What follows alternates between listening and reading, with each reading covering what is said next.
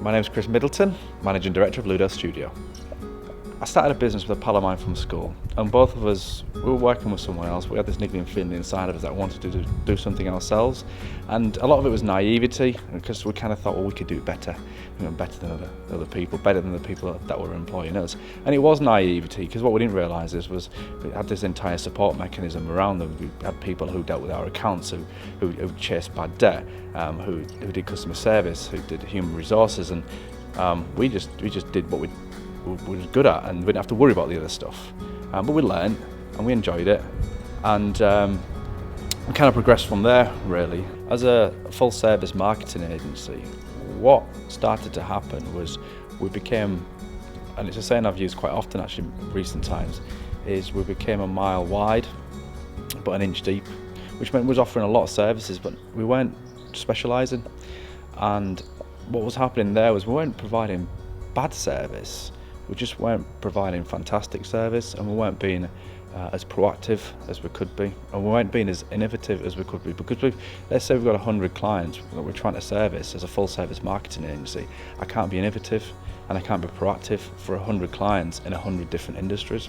So again, we looked at what we liked doing, we looked at what we were good at, and we looked at where the profit was as well. So that was vehicle wrapping. We were good at it, we enjoyed doing it. We didn't do lots of it, but we knew there was a marketplace for it, and we knew, like I say, it was profitable, and we liked doing it. So you meet people and you watch videos, you read books and you listen to podcasts, and there's lots of inspiration you can get from that.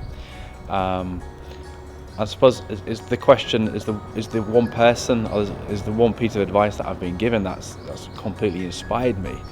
And I guess, and this is maybe sound a little bit cheesy actually, especially from a business perspective, because there are other books out there, and maybe you could argue there's more intelligent books to read out there, or there's more modern books to read out there, especially more modern takes on life. But I really took a lot away from How to Win Friends and Influence People, which was written by Dale Carnegie, and it was written about 100 years ago now. But what he said 100 years ago is completely true of today, and I've taken a few of those things away and really taken them to heart. So when I look back at times in my life, brief times in my life, when I'm doing something really well and almost perfectly, and then I review Dale Carnegie's book kind of in my mind and some of the things that he says to do and not to do, it's because I'm kind of following his principles, really. And one of the big things that I've taken away from Dale Carnegie's book was never criticise or condemn. Never be negative towards anybody, because it doesn't achieve anything. If I'm rude to you, you're going to be rude back, and I'm going to criticise you, you're going to criticise me back, and we're not going to get anywhere. So even if someone's done something bad, then I won't tell her they've done something bad. We'll work around it, we'll fix it. And I've taken that away with me. The way I've done it and the way I'm going to do it and continue to do it in the future is I'm just going to do it better.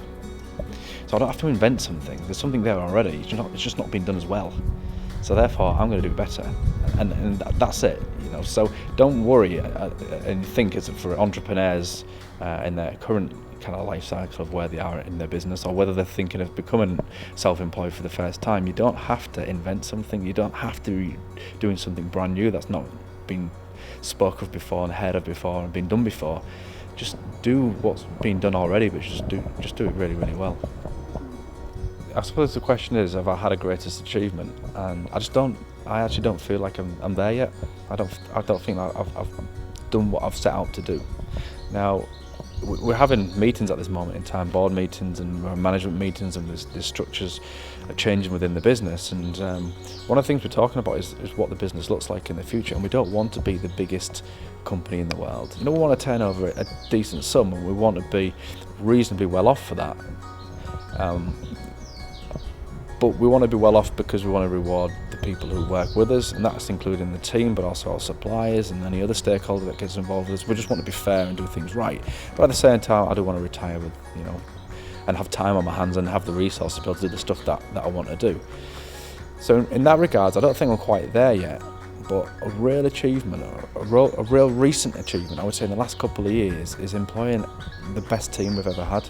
And that really makes a massive difference to how I feel, how the rest of the management team feels, and the rest of the employees, the team that work and do the stuff. You know, the most important people in the business, the people that make the stuff work, you know, they're happy and they're motivated, and they're solving problems and they're taking responsibility for things. And I'm really, really, really proud of that after so many years in business, I've finally got to a point where I say, well, yes, damn it, I've got a really good team right now.